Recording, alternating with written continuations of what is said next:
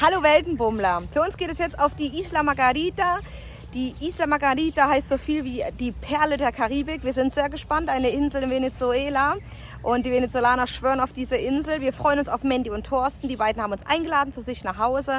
2 Auswanderer aus unserem wunderschönen Thüringen, die seit einiger Zeit hier auf der Insel leben. Und wir sind gespannt, was wir zu sehen bekommen, wen wir kennenlernen wieder und freuen uns. Also nehmen wir euch jetzt mit. 4 Stunden sind wir jetzt noch mit der Fähre unterwegs und dann geht's los.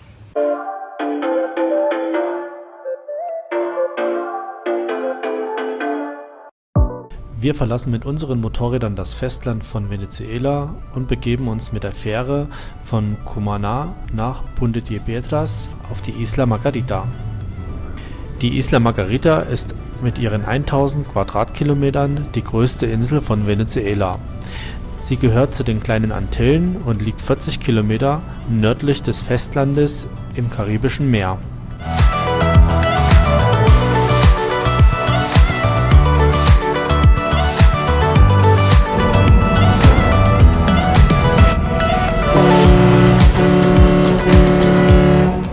Nach den Ablegen in Cumaná benötigt die Fähre rund 4 Stunden bis auf die Isla Margarita.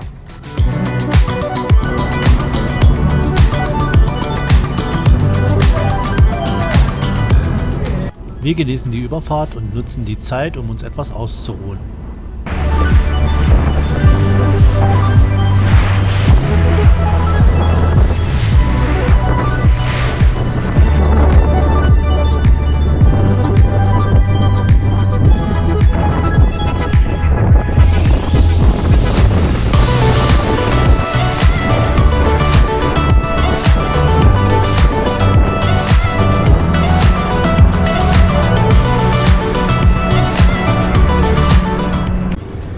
Sicher erreichen wir den Hafen von Punta de Piedras.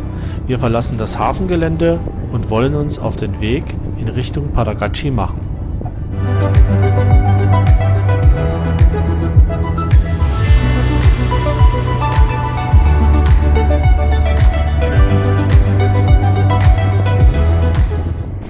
Unser Ziel ist das Haus von Mandy und Thorsten.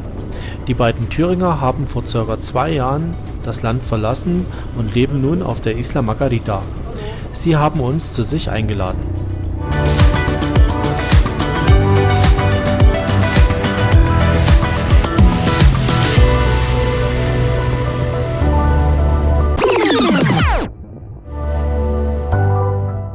Was für eine schöne Überraschung! Mandy und Thorsten warteten bereits mit ihrem Motorrad vor dem Hafengelände und so müssen wir die 20 Kilometer bis zu ihrem Haus nicht alleine zurücklegen.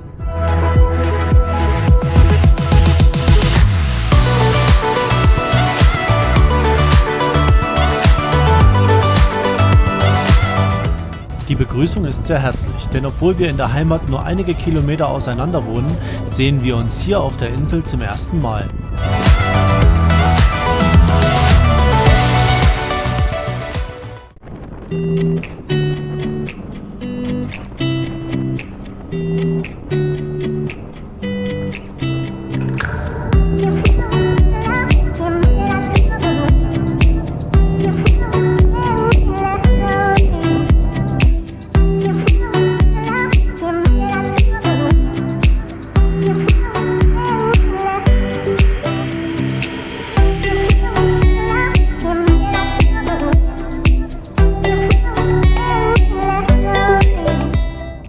Bei gemeinsamen Ausflügen mit den Motorrädern lernen wir die Insel besser kennen.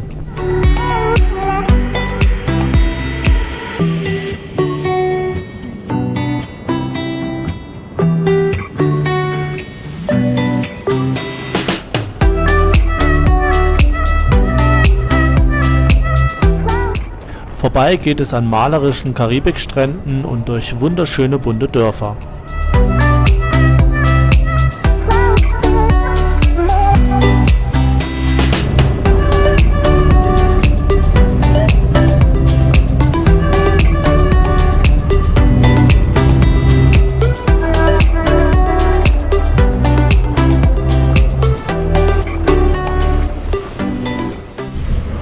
So, wir sind unterwegs auf der Isla Margarita mit der Mandy und mit dem Thorsten Und wir haben jetzt ein Museum besucht, ein typisches Dorf hier auf der Isla. Und der gute Nelson, der erklärt uns jetzt alles über die Insel. Sie? Entiende? No.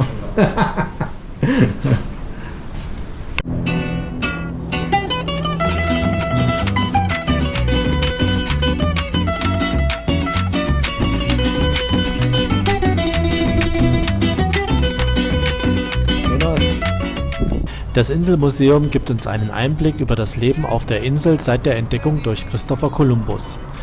Der wichtigste Wirtschaftsfaktor ist neben dem Fischfang natürlich der Tourismus.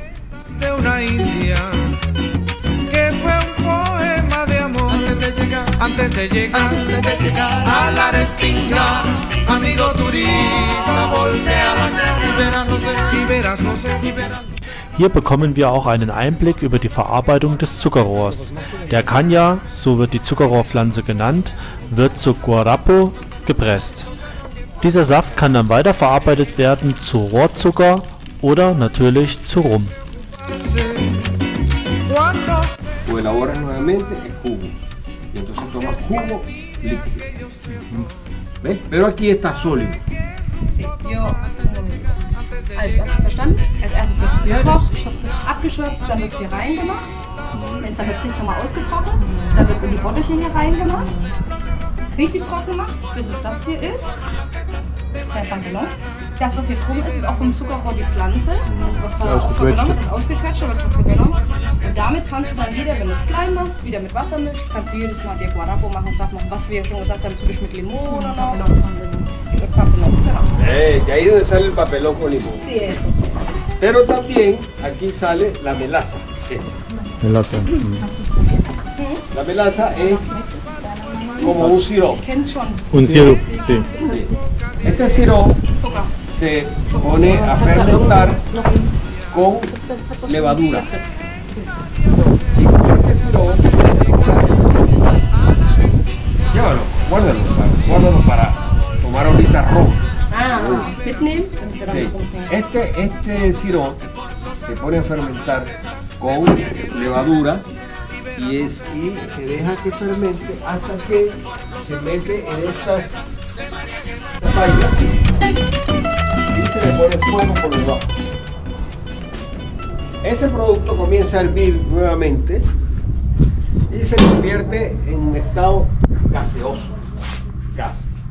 Y entonces empieza a subir por aquí, por estos canales y pasa por estos filtros hasta llegar a este serpentín que está aquí. Un poquito para que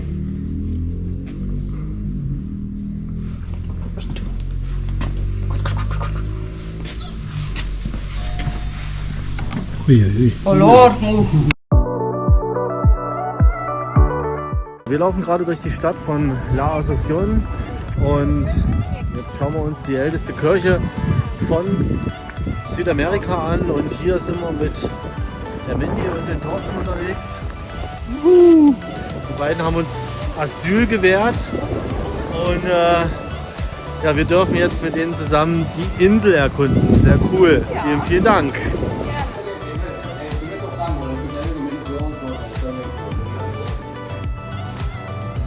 Muy bien. Pero más o menos, y eso es nuevo, esta parte. No, esto es el toque, que se han pelado, la pintura, Sí, ¿entiendes? sí, entiendo. Estamos al hacer un menú. Muy bonito, wow. ¿De Brasil? No, alemán. Sí. El fútbol femenino juega ahora. Gracias. El fútbol femenino juega Alemania. No. No. Alemania, fútbol femenino. Sí.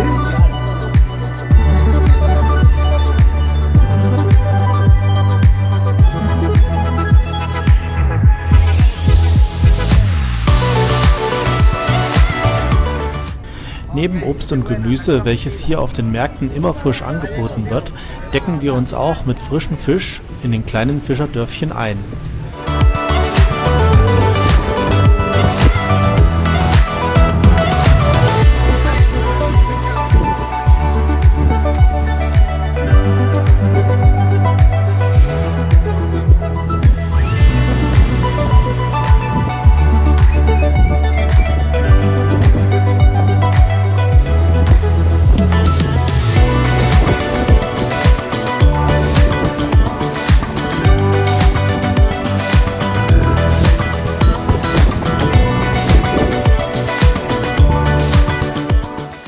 Wie es sich für richtige Thüringer gehört, wird natürlich auch der Grill angeheizt.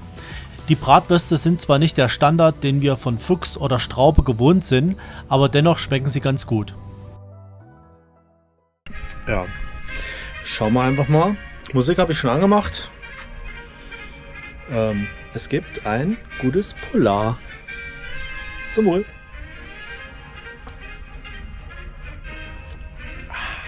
Ja. Motorräder machen nicht nur große Kinder glücklich, sondern auch kleine Kinder. Auch hier auf der Insel ist das natürlich nicht anders. Und so blicken wir immer wieder in glückliche Gesichter und freuen uns über das schöne Lachen, was sie uns entgegenbringen.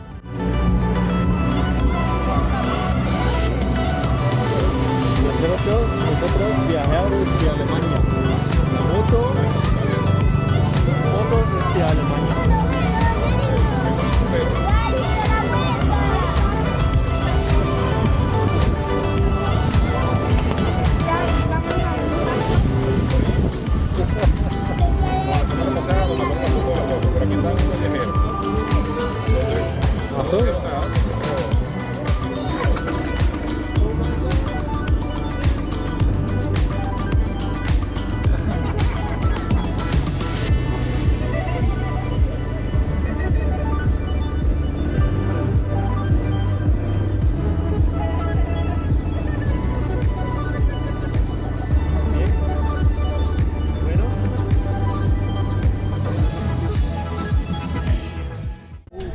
Jeden Donnerstag treffen sich in Venezuela alle Motorradgruppen, so auch auf der Insel. Und wir sind eingeladen, mit den Sons of Arthritis, einer etwas älteren Herrengemeinschaft, die Insel mit den Motorrädern zu erkunden.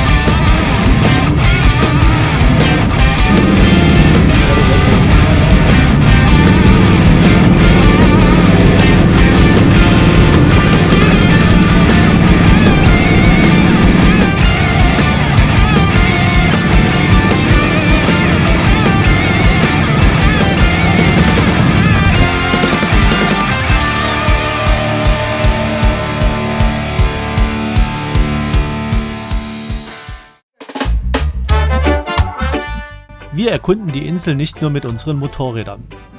Mandy und Thorsten lassen es sich nicht nehmen, uns mit ihren Landcruiser ein Stückchen über die Insel zu fahren. Mit 4x4 macht das Offroad-Fahren auch richtig viel Spaß. It is so sweet under the sun, and even if my pocket's empty, I don't really wanna go to work. No, no, no. It is so sweet under the sun. I'm gonna take my time, 'cause I don't really wanna go to work. Got up this morning, look around and see the sun high.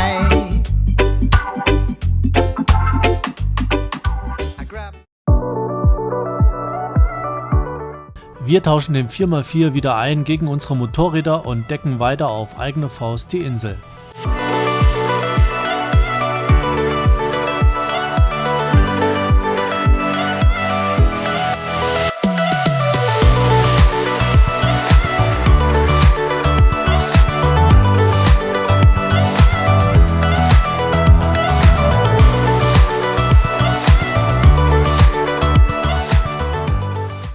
Trotz der hohen Temperaturen tagsüber von 32 bis 36 Grad ist das Wetter doch recht wechselhaft. Und so haben wir einige Etappen im Regen zurückgelegt.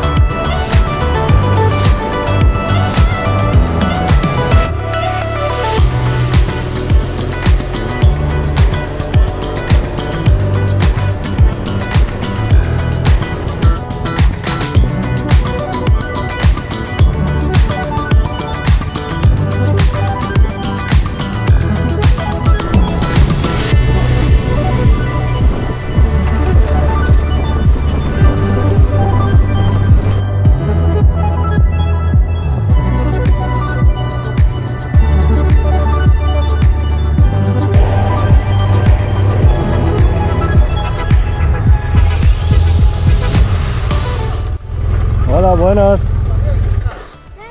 ¿Cómo está?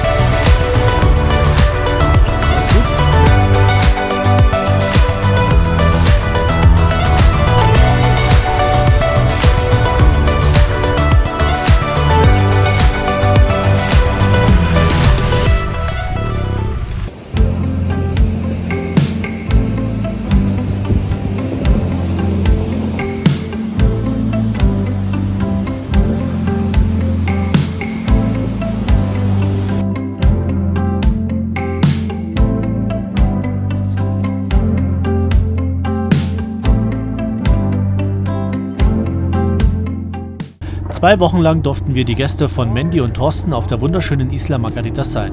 Sie haben uns die Insel so gezeigt, wie sie täglich erleben. Doch nun heißt es wieder Abschied nehmen. Für uns geht es zurück auf das Festland und nach Caracas.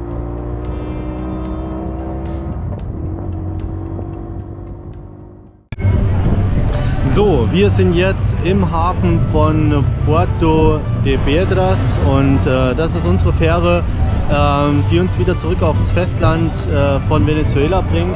Wir waren jetzt 2 Wochen hier auf der Insel, es war wunderschön. Wir hatten super Glück mit dem Wetter, es war mega warm und ja, Lisa ist gerade im Ticketschalter, kauft die Tickets und hier stehen unsere Motorräder gerade. Werden natürlich wie immer bewundert und ja, gleich geht's los. Schade, dass wir die Insel verlassen, aber schön, dass wir wieder was Neues bald kennenlernen. Unsere Reise geht weiter und wir überlegen die Lisa. Ja, wie schon gesagt, wir sind ja hier in Puerto de Piedra und warten auf unsere Fähre. Wir haben uns jetzt hier in die Schlange eingereiht und ja, wen haben wir getroffen hier? Ein Fahrradfahrer und zwar einen ganz besonderen Fahrradfahrer aus den Niederlanden. Und wir gehen einfach mal hin. Und das ist schon eine coole Nummer. Und zwar ist das Timo, der Hund, und Roger. Und die beiden sind unterwegs mit ihrem Fahrrad. Und wie das für Niederländer gehört, natürlich ein Anhänger dran, wie man sie immer in Deutschland sieht mit dem Caravan. Und Timo, Roger. How long are you traveling now in South America? Yeah, so I arrived the 3rd of April in Caracas. Yeah. Then I traveled with the bicycle to San Cristobal, so near the border with Colombia. To Cucuta, yes. To Cucuta almost. But then I thought I want to stay longer in Venezuela, so I went back to Caracas with the bus to extend my visa. Yeah. And now I'm heading to Brazil. Okay. Yeah, so, and what is your plans for the future? You want to arrive at Ushuaia? Or? Yeah, I want to go to Santiago de Chile. Okay.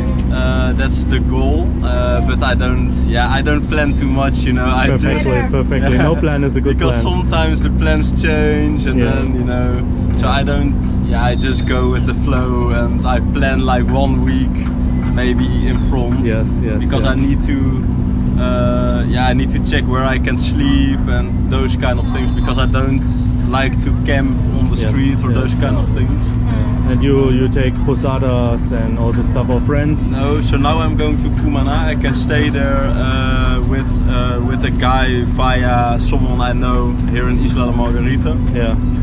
But then I'm going to Maturin and there are only like villages. Yes. So I can stay with like the firemen, you know. So I'm going to ask if I can camp there because there are no posadas or nothing in the area.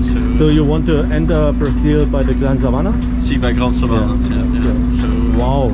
Yeah, my plan is to go to Ciudad Guayana, then Gran Sabana. Very cool. Yeah, so, Roger, thank you. And nice to meet Timo.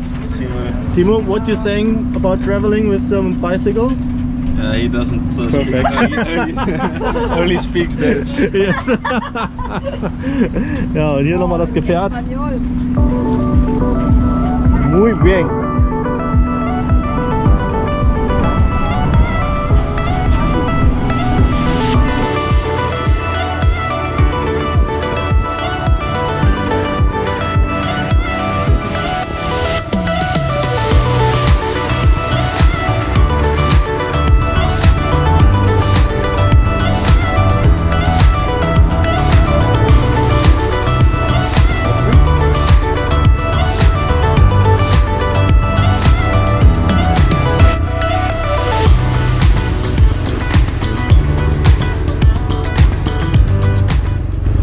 Hola, buenas tardes.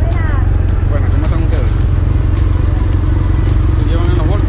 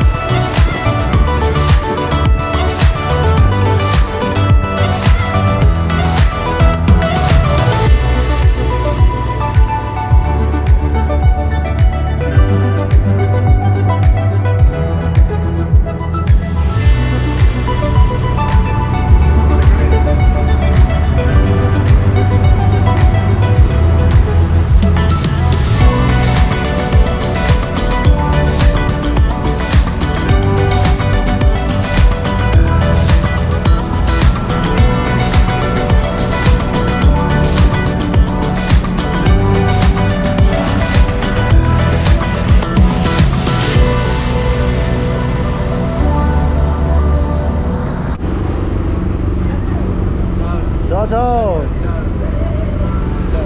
Ciao amigo.